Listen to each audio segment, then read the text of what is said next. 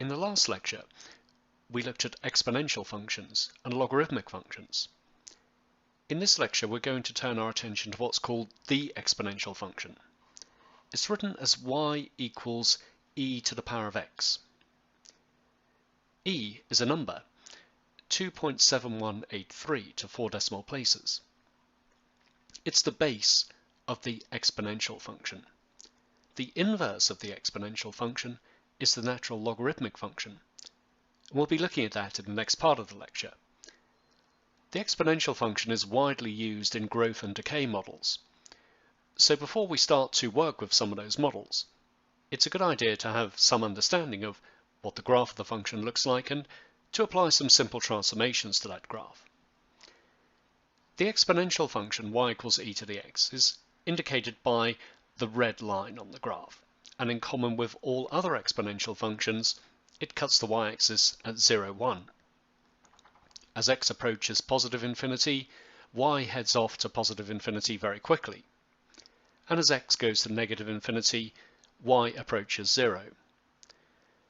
Y equals e to the x does not exist for y less than or equal to 0. So e to the x is always greater than 0. It can't be 0 or negative. So it's very similar to the other exponential functions in terms of its basic properties, as we would expect. The reason why the exponential function is special is because the derivative of the function, that is the gradient function, is the same as the original function. And you'll learn more about that a bit later in your Semester 2 courses. Let's have a look at some graphs of transformations of the basic exponential function. Our graph will be of the form y equals a plus b e to the power of cx, where a, b and c are constants.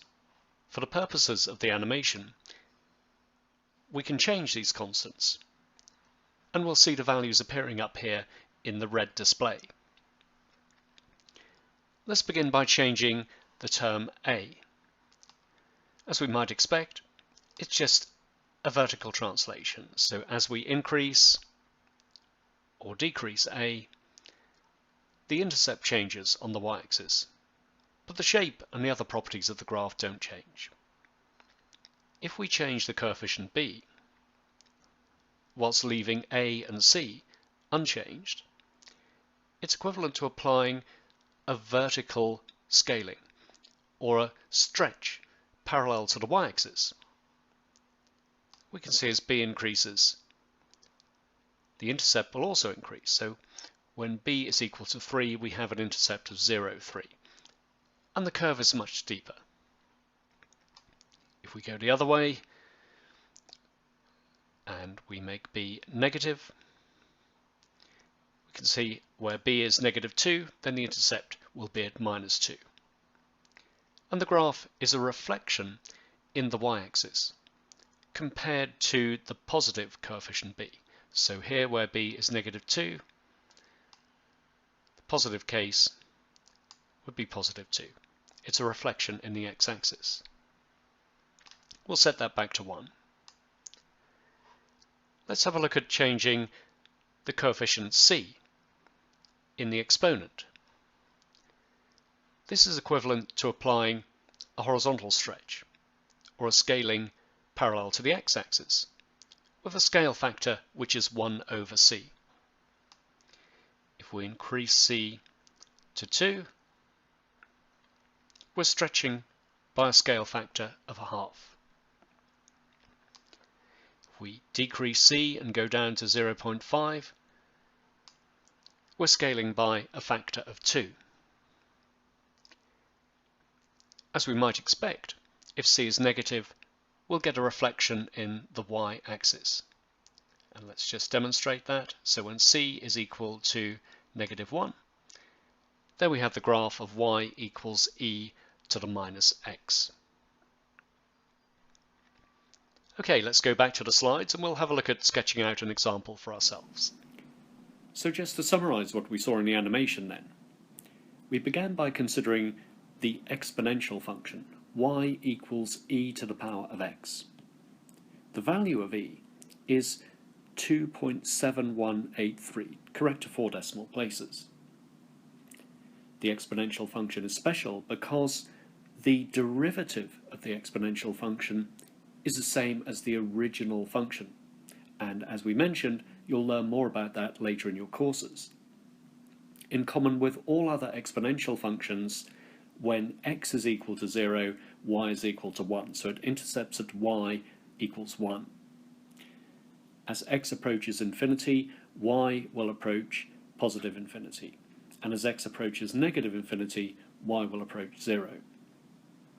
We had a look at some simple transformations of e to the x, including the vertical translation, a stretch along the y-axis with a scale factor of b, and a stretch along the x-axis with a scale factor of 1 over c.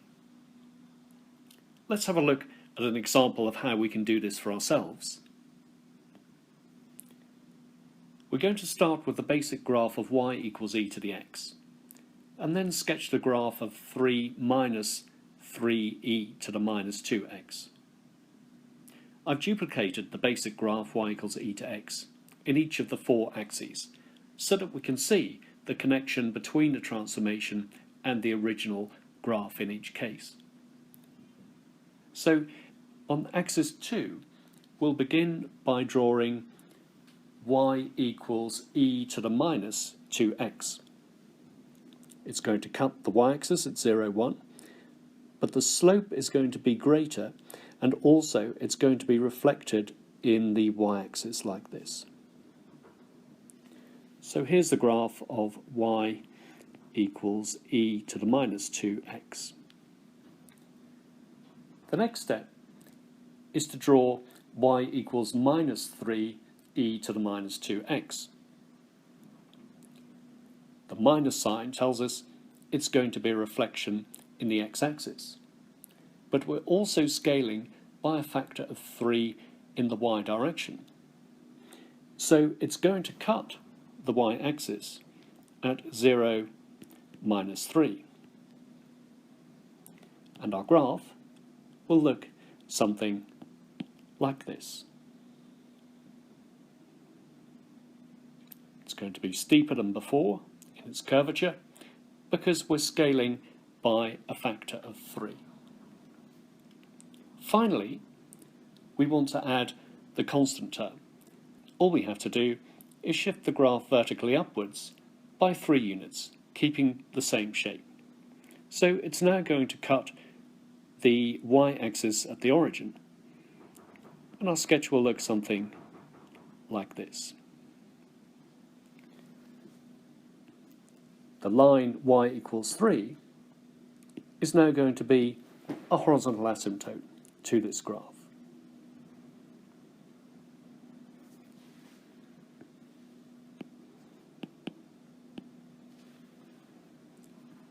A case that we haven't considered yet is a translation along the x-axis. That's very easy to carry out. Starting with y equals e to the x, if we wanted to shift it by 2 units to the right, we could write it as y equals e to the x minus 2. And our graph would look like this. Of course, we're going to have a new intercept, but it's very easy to find this because y is equal to e to the x minus 2. So at x equals 0, y is equal to e to the minus 2, or 1 over e squared. So the coordinates of the new intercept point on the y-axis will be 0, 1 over e squared. A shift of 2 units to the left would be written as y equals e to the power of x plus 2. It would look like this. Again, we'll have a new intercept on the y-axis. But as before, it's very easy to work this out, because at x equals 0, y will equal e squared. So the coordinates of the new intercept point on the y-axis will be 0, e squared. Now have a go at the multiple choice question.